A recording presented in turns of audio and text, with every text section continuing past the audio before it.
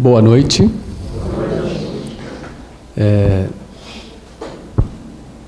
Que Jesus possa nos abençoar na noite de hoje, abençoar os nossos propósitos no bem e o nosso esforço em se melhorar. E hoje eu vou falar com vocês aqui de um assunto inédito que eu acho que vocês nunca ouviram, que é sobre reencarnação.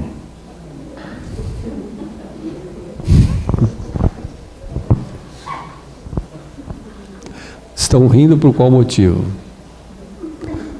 Vocês acham que existe alguma coisa que a gente precisa saber ainda a respeito desse assunto? Tem? Tem muita coisa? O quê? O que é que vocês acham que a gente precisa saber sobre isso ainda?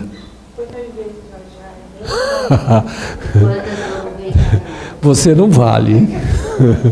Não vai me atrapalhar minha palestra que você já...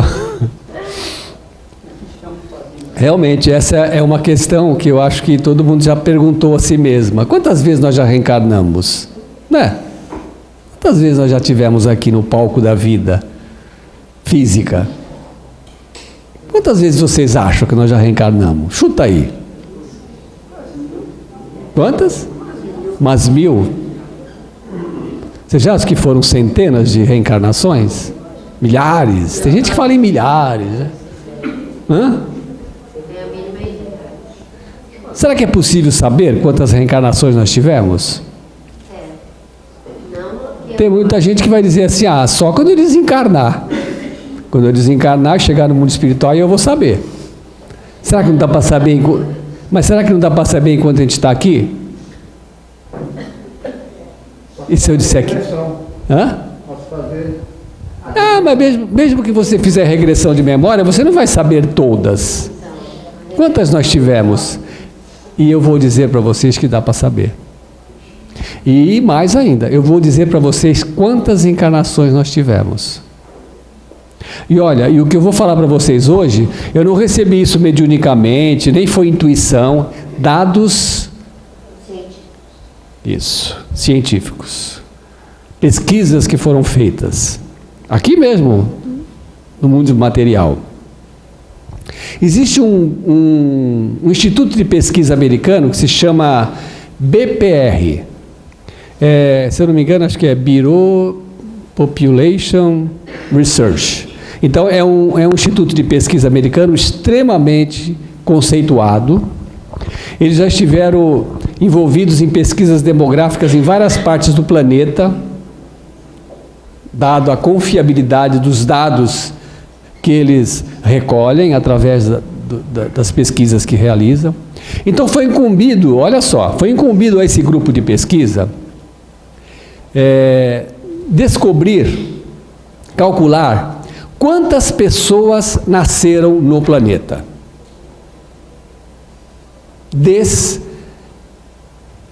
Desde quando surgiram os Homo sapiens. Os Homo sapiens eles surgiram na Terra há mais ou menos 100 mil anos atrás. Quem predominava aqui eram os homens de Neandertal. Como os Homo sapiens eram mais inteligentes, assim que nem nós, então por serem mais inteligentes, eles acabaram dominando o planeta e os homens de Neandertal desapareceram.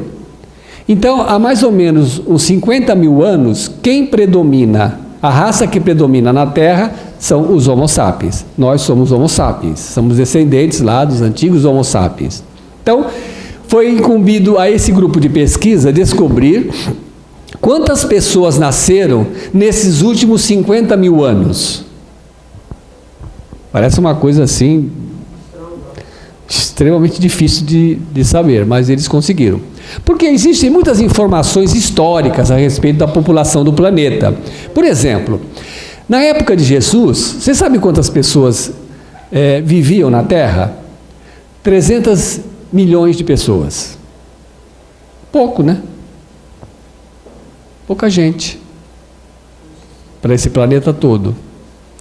E esse valor de população permaneceu mais ou menos estável até por volta do século XV. Por exemplo, no século XIV e século XV, a população da Terra eram 320 milhões de pessoas. Pouco cresceu. Por quê?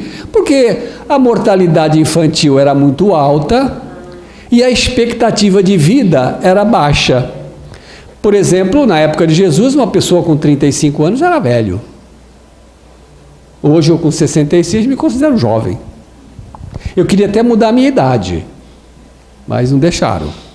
Queria ir lá, pegar um advogado, chegar lá e contratar um advogado para mudar meu RG, meu CPF, mas não permitiram. Não, estou brincando. Então, naquela época, né, há 2000 anos atrás, uma pessoa de 35, 40, 45 anos já era idoso. Né? Hoje não. Porque a expectativa de vida era bem curta. Para vocês verem, no século XIV e XV eram 320 milhões de pessoas, já no século XIX eram 1 bilhão. Porque a expectativa foi aumentando, mortalidade infantil diminuindo, a população foi crescendo. No século XX, 6 bilhões de pessoas, e agora nós temos uma população no planeta de aproximadamente 7,5 bilhões de pessoas. Muito bem. Aí eles fizeram esse cálculo e chegaram a um valor aproximado de pessoas que já nasceram na Terra nesses últimos 50 mil anos, um valor aproximado de 400 bilhões de pessoas. 400 bilhões. Muito bem, já temos esse valor. Agora, vamos pegar o número de pessoas que fazem parte desse planeta. Nós temos 7,5 bilhões de encarnados, mas nós temos que considerar também os desencarnados, né? Então, a população do planeta é aproximadamente de 25 a 30 bilhões de espíritos. Desses 25 a 30, 7,5 estão encarnados e o restante desencarnados.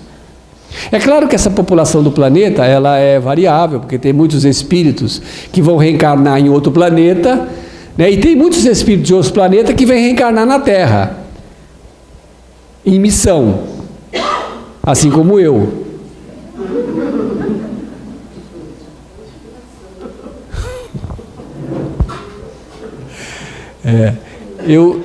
Eu fui exilado por amor. Não tem aquele livro? Exilados por amor? Muito bem, então, nós temos já dois valores que podem ser divididos um pelo outro. 400 bilhões de pessoas já nasceram na Terra, dividido por 25, 30 bilhões de espíritos que fazem parte da Terra. Chegamos a um valor aproximado de reencarnações que nós já tivemos, de 25 a 30 reencarnações. Pouco? Pouco? É isso. Eu explico uma média de ano, dá para saber quantos anos tem o espírito. Então, aí nós tivemos aproximadamente 25 a 30. Vamos colocar 30 reencarnações, nós já tivemos, tá? Vamos imaginar que em cada encarnação dessa, nós vivemos 60 anos. Antigamente a gente vivia menos, hoje a gente vive mais, então vamos pôr uma média de 60 anos em cada vida dessa. 60 dividido por 30, 1.800. Ou seja, olhem só esses dados. Nesses 50 mil anos, nós estivemos encarnados 1.800 anos.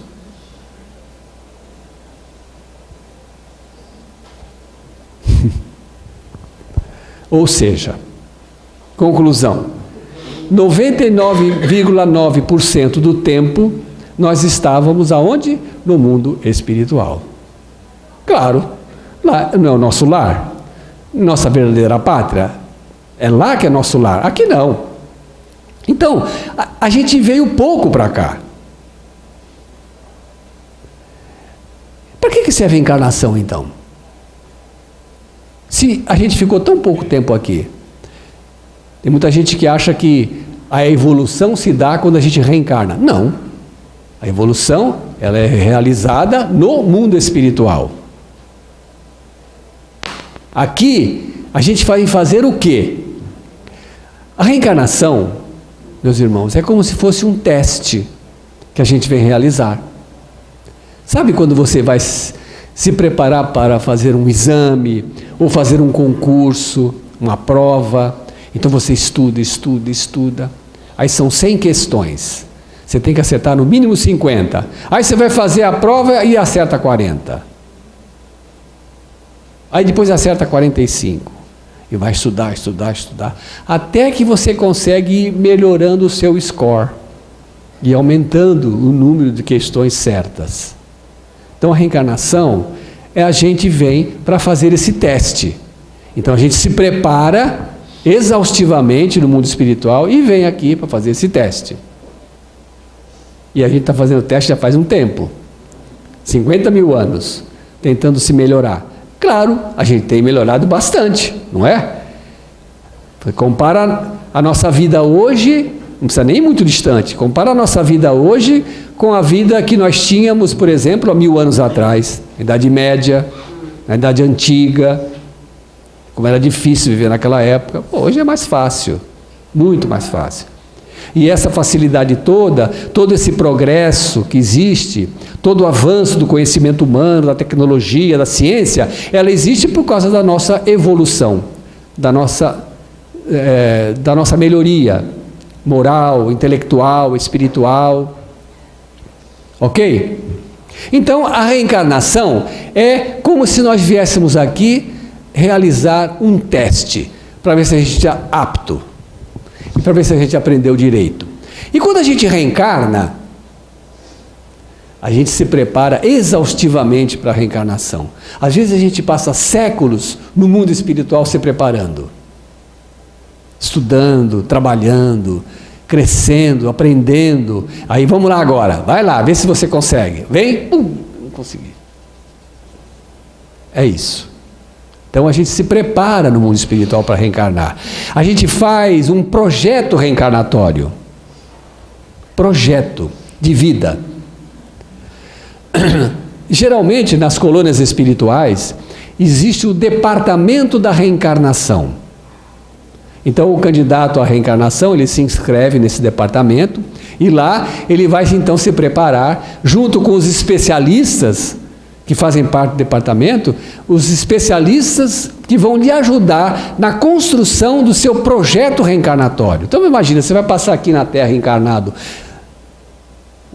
60, 70, 80, 90, 100 anos.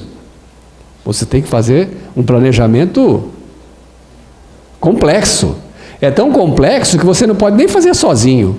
Você tem que ser assessorado por irmãos especializados, categorizados, que vão lhe ajudar nesse projeto. Então, de repente, você está lá com um calhamaço na mão, com mais de 300 páginas, que fazem parte do seu projeto reencarnatório, ou seja, a sua missão. Todos nós temos uma missão, todos nós temos um projeto que foi muito bem escrito e bem elaborado. E quando a gente vem para cá para realizar essa missão, para executar o projeto reencarnatório, a gente vem para fazer 100%. Não é? Tanto que esse projeto que você faz, você vê todos os desafios pelos quais você precisa enfrentar, você precisa ver quais são as suas possibilidades ao enfrentar aquele desafio. Olha, isso aqui é mais difícil, isso aqui é mais fácil, então eu vou por esse caminho. Aí você é assessorado por esses irmãos que vão lhe ajudar, porque você não vai enfrentar nada que não esteja dentro das suas possibilidades de ser realizado. Então, não adianta a gente reclamar, mas isso está mais forte e mais intenso do que eu suporto. Não, está tudo dentro do planejado. Não erram. Então, a gente pega aquele calhamaço de 300 páginas, né, vários capítulos que fazem parte do nosso projeto reencarnatório, da nossa missão. E a gente vem para fazer 100%. Quem consegue fazer o 100%? Não, ninguém não. Não fale por você, não fale por mim. Não vem dizer que não é ninguém. Alguém consegue fazer os 100%. Né? É difícil? Claro que é difícil. Mas é possível? Sim. Sempre é possível. Mas é difícil. Tanto é difícil que o Espírito Emmanuel, aquele que se comunicava pelo Chico, o Espírito Emmanuel dizia que raros são os espíritos que retornam à pátria espiritual conseguindo ter cumprido todo o seu planejamento reencarnatório. Eles são poucos. Porque a maioria volta para o mundo espiritual assim, fez 30%, 40%, se fez 50% está até bom. Agora 100%, poucos. Um desses que conseguiu 100% realizar o seu planejamento reencarnatório é Bezerra de Menezes. É um que a gente conhece. Claro que tem outros que são anônimos, né? Mas que conseguiram. E Emmanuel chamava esses espíritos que retornam à pátria espiritual, conseguindo completar todo o seu planejamento reencarnatório, ele chama esses espíritos de completistas. Já ouviram falar? Completistas. Então, Bezerra de Menezes foi um espírito completista. Vocês conhecem a história do desencarne de Bezerra? Então, Bezerra, ele nasceu no Ceará, estudou medicina no Rio de Janeiro, se formou médico, inclusive ele era conhecido como médico dos pobres, dado o seu coração que não cabia dentro do seu peito. Bezerra de Menezes era uma pessoa boníssima, de um coração enorme, uma bondade extrema, e ele era conhecido como médico dos pobres por causa disso. Ele foi também político no Rio de Janeiro, foi deputado, e morreu no ano de 1901. Quando ele faleceu, e o velório dele estava acontecendo aqui na Terra, as pessoas reunidas em volta do seu caixão, muitos chorando a partir daquela criatura tão generosa, tão boa. Quando isso estava acontecendo aqui na Terra, ao mesmo tempo ele estava lá no mundo espiritual, na sua colônia, adormecido. E aí se aproxima de Bezerra de Menezes a sua mentora espiritual, Celina, e toca em Bezerra. Bezerra, acorde, você já está aqui nas paragens espirituais. Bezerra abriu os olhos e olhou e reconheceu imediatamente a sua mentora espiritual. Se levantou, abraçou a sua mentora, os dois ficaram abraçados durante minutos, né? Lágrimas escorriam dos olhos de ambos, dada aquela emoção daquele reencontro naquele momento. Quando de repente ele ouve um barulho que vinha lá de fora. No quarto onde ele estava, havia uma ampla janela que dava para um pátio na área externa. E ele então disse: que barulho é esse? Aí diz a Celina: venha ver. Pegou pelo braço Bezerra de Menezes, eles caminharam até a janela, e ele então encostou no parapeito, olhou, havia lá embaixo uma multidão, centenas de pessoas, e essas pessoas, para ele,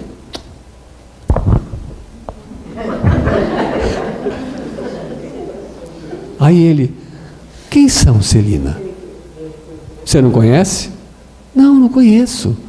Aí diz a Celina assim: são aquelas pessoas que você ajudou com a sua medicina, com a sua profissão, que você curou, as pessoas que você atendeu no centro com a sua caridade, aqueles espíritos que se manifestavam nas atividades mediúnicas da qual você fazia parte e que você orientou, que você encaminhou, que você abençoou, estão aqui, ó, vieram lhe cumprimentar na sua chegada.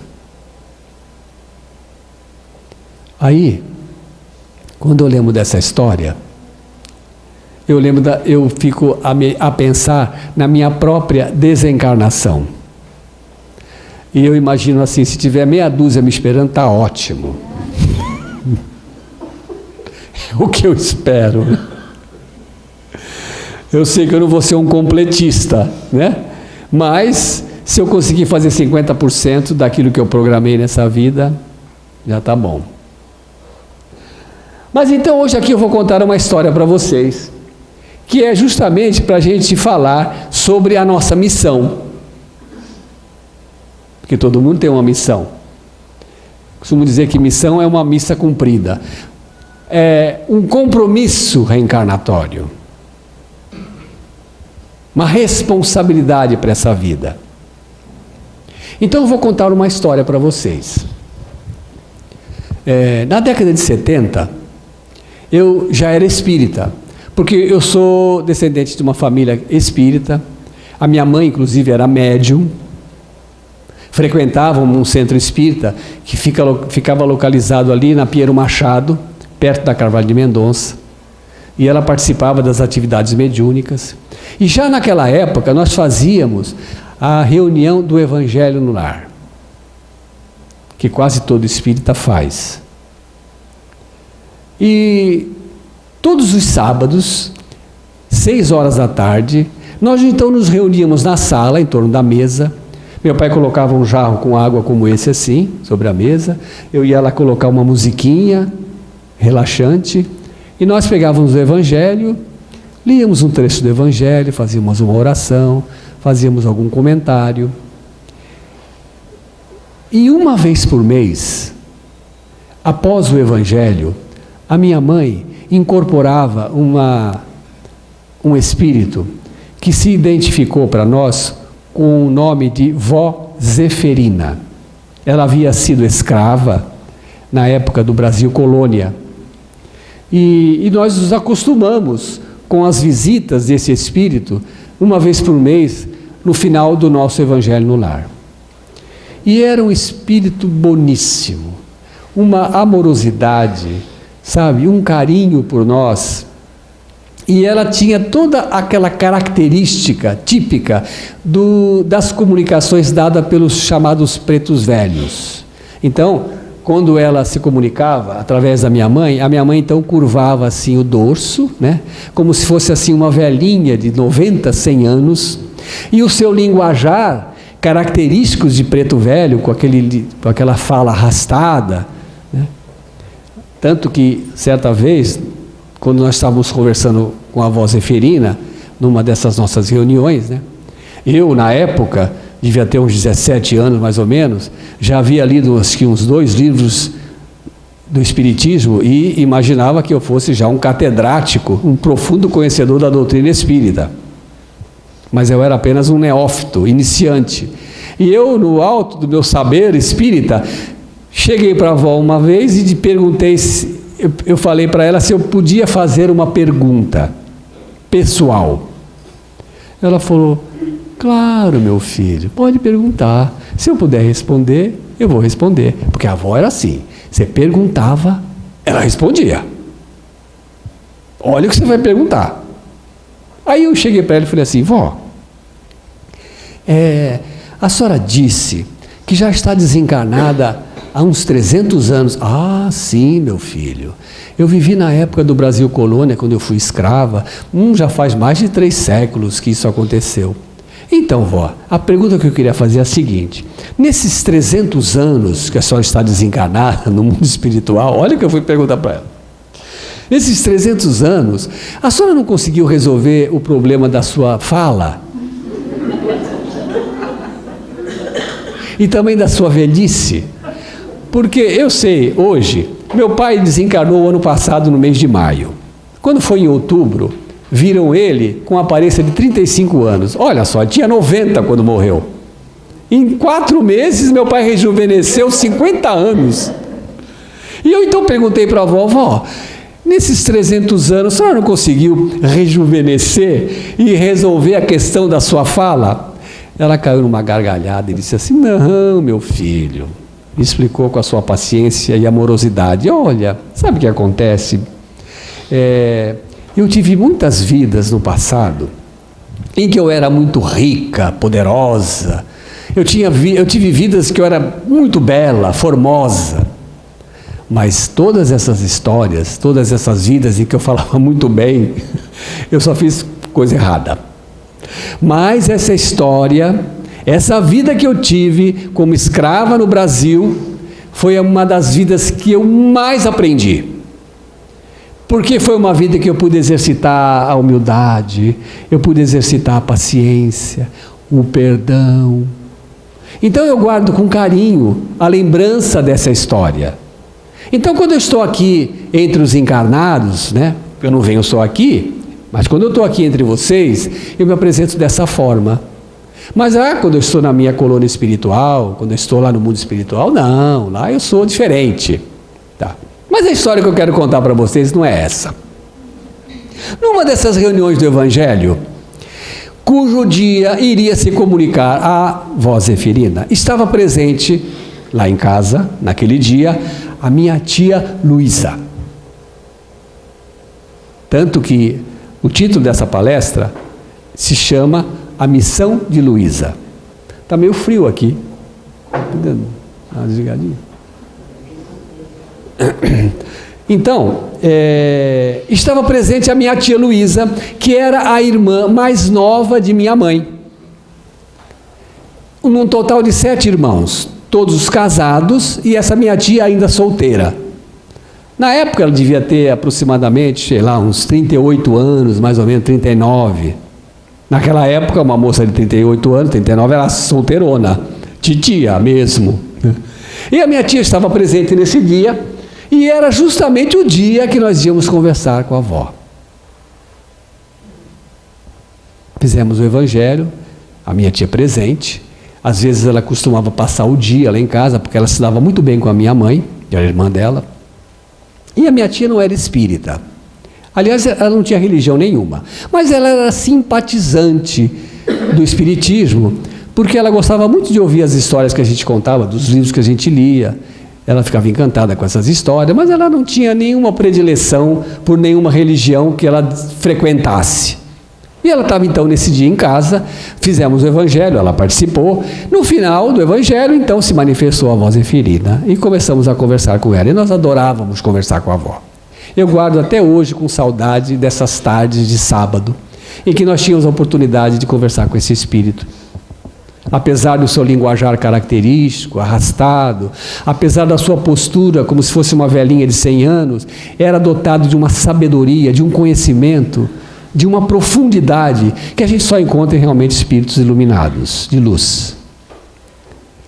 E nós gostávamos de perguntar as coisas para a avó, as minhas irmãs gostavam de perguntar dos namorados, né?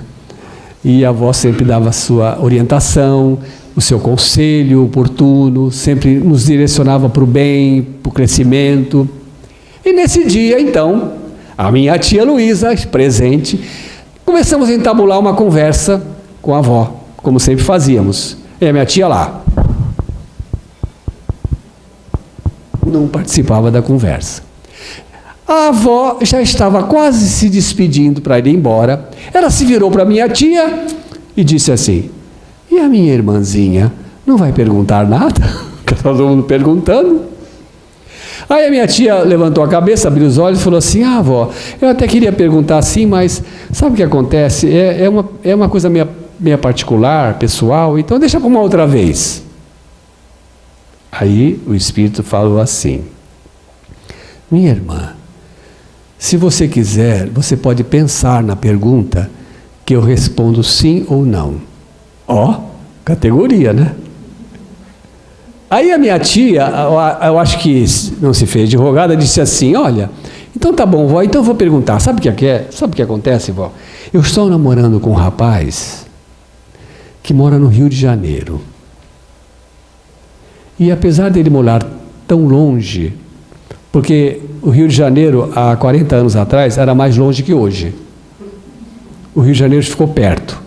Porque hoje tem WhatsApp, tem Facebook, tem Instagram, tem não sei o que mais. E hoje é fácil você falar com qualquer pessoa em qualquer lado do mundo.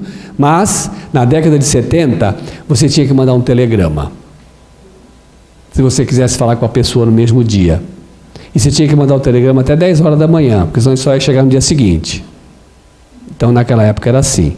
E a minha tia já tinha tido vários relacionamentos que não deram certo. Sempre redundavam em fracasso. E os relacionamentos dela, quando terminavam, sempre acabava desgastando pessoas da família, que acabavam se envolvendo com os dramas que a minha tia enfrentava nesses relacionamentos difíceis. Então ela perguntou: e esse? Vai dar certo, vó? Porque olha, apesar dele morar longe, a gente se ama muito. Quando ele vem aqui, a gente fica junto, nossa, a gente se dá muito bem, a gente tem os mesmos gostos, ele é muito carinhoso, ele é muito atencioso. E eu queria saber se vai dar certo. Aí o Espírito disse assim: um momentinho, minha irmã, e saiu, desincorporou da minha mãe. Minha mãe abriu os olhos, né? A gente pensou assim: caramba, será que ele foi embora, não vai responder, né? Mas não deu 30 segundos, no máximo um minuto, ele pegou e voltou. Voltou e disse assim: minha irmã, naquela vozinha dela, minha irmãzinha, eu já tenho a resposta. Não vai dar certo. Aquela que ela não falou rindo assim. Minha irmãzinha, não vai dar certo. Aí ficou todo mundo assim, né? Porque é o seguinte, como eu falei para vocês, perguntou, a avó responde: não vai dar certo, sabe por quê, minha irmã? Porque você veio nessa vida para cuidar da sua mãe. Você tem compromissos espirituais do passado com a sua mãe. Então você veio nessa vida para cuidar dela. De fato, a minha tia morava com a minha avó, a mãe dela, num prédio ali, num apartamento na Pierre Machado. E aí o Espírito disse isso, se despediu e foi embora. Meu pai acendeu a luz, ficamos assim meio assim constrangidos, né? E agora? Vamos falar para minha tia, né? Aí a minha tia pegou e disse assim, levantou da cadeira, se investigou e disse: ah, mas também o Espírito não sabe de tudo. Bom, realmente não deu certo. Alguns meses depois, tempos depois, a gente acabou descobrindo, ela descobriu que o rapaz era casado no Rio de Janeiro e estava envolvido em estelionato. Não deu certo. Foi um terror. Eu só sei que depois desse relacionamento, nós não vimos mais a minha tia falar de nenhum namorado, de nenhum outro relacionamento amoroso. E eu acho que ela desistiu. E passaram-se 20 anos. Final da década de 80. Não, 90. Final da década de 90. Não. Final, década de 70, 80, Década de 90, 20 anos se passaram. A minha tia devia ter uns 58 anos, a minha avó quase 90. Aí ela sofre um acidente, a minha avó, quebra o fêmur, foi hospitalizada, fez uma cirurgia, voltou para casa, mas devido à idade e às limitações físicas e orgânicas, a minha avó não conseguiu resistir àquele acidente e 3 meses depois dele, ela acabou desencarnando. 3 meses depois que a minha avó morreu, a minha tia teve um ataque fulminante do coração e foi embora. Quando a minha tia morreu, nós nos lembramos do que a avó tinha dito há 20 anos atrás. Puxa, então ela tinha razão, avó. Caramba, a missão dela terminou, né? A missão dela foi embora. E como terminou a missão dela, ela foi embora também. Terminou o compromisso dela com essa vida. Aí eu acabei descobrindo que é por isso que muita gente não quer terminar a sua missão, porque não quer morrer. E então nós ficamos imaginando que de fato a avó tinha razão. Passaram-se 10 anos. 98, mais ou menos, 2000. Eu frequento um grupo espírita. E nesse grupo nós fazemos aquela reunião mediúnica. Vocês sabem o que é reunião mediúnica? É uma reunião, para quem não sabe, é uma reunião que tem é uma reunião privativa e tem uma mesa grande, né? Pelo menos nós somos assim, uma mesa grande, e os médiuns ficam sentados em volta da mesa. E nessa reunião os espíritos se comunicam. E são espíritos que são levados a essa reunião, e geralmente são espíritos necessitados, sofridos, que não têm consciência que desencarnaram, ou então espíritos obsessores, vingativos. E geralmente são espíritos que estão atrás de alguém que está recebendo ajuda ali no centro, e eles se manifestam na reunião. E aí a ideia, né, o objetivo dessa reunião é ajudar esses irmãos, encaminhá-los, conversar com eles, né, e orientá-los, aconselhá-los, e tudo mais. Então nós estávamos nessa reunião, já fazia mais ou menos uns 10 anos que a minha tia tinha desencarnado.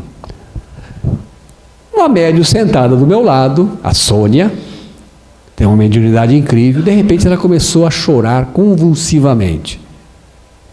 E quando isso acontece, né, até por experiência, nós sabemos que geralmente se trata de uma entidade que está ali se manifestando, e uma entidade assim, que deve estar passando por alguma dor muito grande, um sofrimento, né? E aí então nesses casos a gente aguarda que a entidade se acalme, para a gente poder entabular um diálogo, uma conversa e ajudá-la naquilo que for possível, né? E nesses casos a gente vai pronunciando uma palavra ou outra a título de estímulo, né? Calma, né? Estamos aqui para ajudar você, confie em nós, tal. E o espírito chorava convulsivamente. A gente percebia nitidamente as lágrimas escorrerem pelos olhos, pelo rosto da médium. Quando ele se acalmou, eu me virei para o espírito e disse assim, podemos ajudar em alguma coisa? Ela se virou para mim e falou assim, me desculpe, disse ela, disse o espírito, me desculpe, porque eu não queria chorar desse jeito, eu me preparei tanto para esse momento, para essa hora, para estar aqui com vocês e conversar com vocês, e olha, eu não consegui resistir à emoção e acabei me rendendo por ela e acabei chorando desse jeito. Virou-se para mim e disse assim, eu sou sua tia Luísa. Aí eu, tia, puxa, quanto tempo, fazia uns 10 anos que ela tinha desencarnado, puxa, como que a senhora está, né? Ela foi e disse assim, puxa, meu sobrinho, eu estou muito bem agora, né? Eu já estou assim, totalmente reintegrada na vida espiritual, já estou sendo útil, estou trabalhando. Eu, no início, quando desencarnei, eu me revoltei, eu me exasperei, porque eu me conformava de ter desencarnado, eu achava que não era tão velha assim para morrer, e acabei morrendo, mas eu não me conformava, mas eu fui muito ajudada, e eu vim inclusive aqui para agradecer as preces que fizeram por mim, as orações, as vibrações, a missa, tudo isso me ajudou, eu fui muito socorrida, o meu pai, meu avô estiveram do meu lado, me ajudaram, e hoje eu estou bem. Estou muito bem. E eu também vim aqui dizer para você que a avó estava certa. O médium não sabia de nada disso. Não sabia nem que eu tinha uma tia que chamava Luísa. E disse assim, a avó estava certa. E aí então ela contou a história. Ela disse assim, alguns séculos atrás, eu estava reencarnada e eu era uma jovem, uma mulher muito formosa. Eu tinha, só para você ter uma ideia, eu tinha meus cabelos ruivos, sedosos. Meus cabelos brilhavam de tanta beleza. Eu tinha um corpo escultural. Eu era muito, muito bonita. E eu era uma prostituta. Então eu tinha um prostíbulo, onde eu arregimentava as jovens que trabalhavam para mim, e eu era dotada de muita beleza, eu atraía os homens que se apaixonavam por mim. Quantas vidas, quantos casais, quantos lares eu destruí com a minha beleza, com a minha sedução, porque eu gostava de seduzir, porque meu interesse era ter aquela riqueza da qual era cercada, o luxo, as joias que eu era presenteada. E as gravidez eu abortava. Nenhuma delas eu deixava nascer, porque imagina, vou ter um filho, mas teve uma que eu não consegui, e nasceu uma criança, uma menina. E assim que nasceu, eu imediatamente a enjeitei e dei para uma família que passou a criá-la. E eu voltei para a minha vida de luxo, de falso, de beleza, de bebidas e homens. Poucos anos depois, eu contraí sífilis. Foi um tormento, foi um sofrimento na minha vida terrível. Pouco tempo depois, eu me via numa cama pobre, num quarto, sozinha, com o corpo coberto de feridas. Aquelas pessoas que estavam do meu lado por causa da minha beleza, por causa da minha riqueza, todos desapareceram, porque eles não eram meus amigos de verdade, só estavam interessadas em mim. E eu fiquei jogada a mim mesmo. Mas quem veio cuidar de mim? Quem veio limpar as minhas feridas? A minha filha, que eu havia enjeitado. Era uma menininha de uns 12 anos de idade e ela sabia que eu era sua mãe. Quando ela ficou sabendo que eu estava doente, ela veio ali, ficar do meu lado. E várias vezes eu olhava no meu rosto, pegava no meu rosto e em lágrimas dizia: mãe, eu perdoo você, mãe, porque eu amo muito você, eu perdoo você. E ela ficou sempre do meu lado e foi justamente ela que segurou a minha cabeça na hora da minha morte. Quando eu morri, quando eu desencarnei naquela vida, mas eu fiquei com tanto remorso, eu fiquei tão arrependida, eu cravei um punhal no meu coração do sentimento de culpa terrível que eu arrastei no mundo espiritual. É como se eu carregasse nos meus ombros um peso, uma tonelada, me arrastava, chorava, e eu implorei que eu pudesse fazer alguma coisa por aquele espírito que eu havia enjeitado, porque eu não aguentava mais o sentimento de culpa que assolava a minha alma. Então, pouco tempo depois foi me dada a oportunidade de voltar com esse espírito e ajudá-lo, porque existia com ele algumas pendências do passado e ele ia precisar retornar, e eu então me prontifiquei a voltar com ele para ajudá-lo. E ela veio na condição de minha mãe. E eu tinha o compromisso, eu tinha a missão de ficar ao lado dela e ajudá-la. E eu consegui completar a minha missão. Algumas vezes tentei fugir, mas felizmente eu fui muito ajudada e eu pude cumprir os compromissos que eu assumi com esse espírito. Hoje eu estou livre do sentimento de culpa que me arrasava. Qual é a sua missão? Você sabe? Se a gente faz um planejamento tão grande, tão intenso e tão complexo no mundo espiritual, com relação àquilo que a gente tem que realizar nessa vida, a gente não pode esquecer dele. Concordam?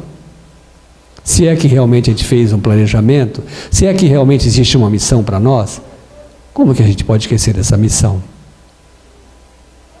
Qual é a sua missão? Será que a sua missão é só levantar cedo e trabalhar, ganhar dinheiro? É sobreviver?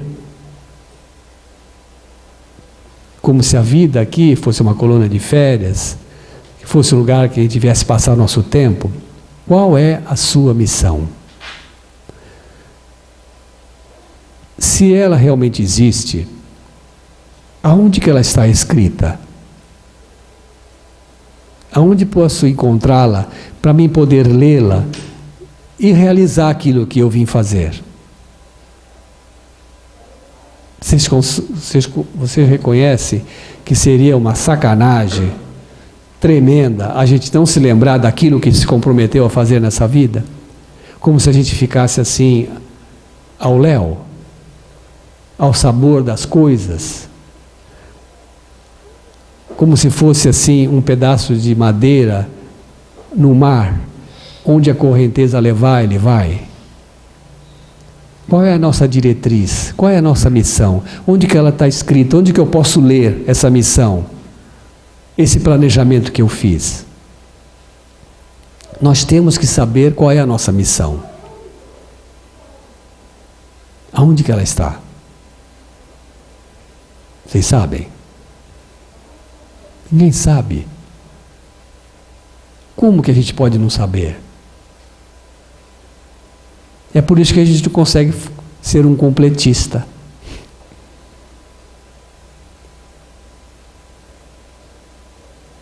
Aí fica todo mundo em silêncio, esperando que eu revele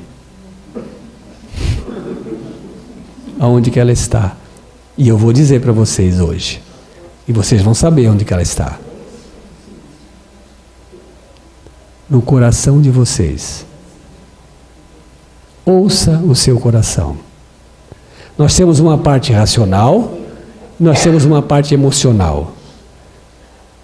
Às vezes, a parte racional pede para você ir para lá. Mas o seu coração, não, vai por aqui. Siga o seu coração. Para você descobrir qual é a sua missão. Sabe por quê? Às vezes a nossa missão é a gente conseguir se reconciliar com o inimigo do passado, que reencarna junto com a gente, às vezes na própria família. Às vezes a nossa missão é nós conseguirmos arrefecer o nosso egoísmo, o nosso orgulho.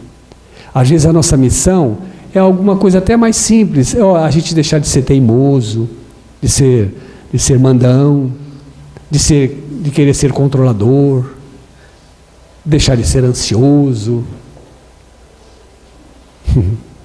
É isso, acertei a missão aí.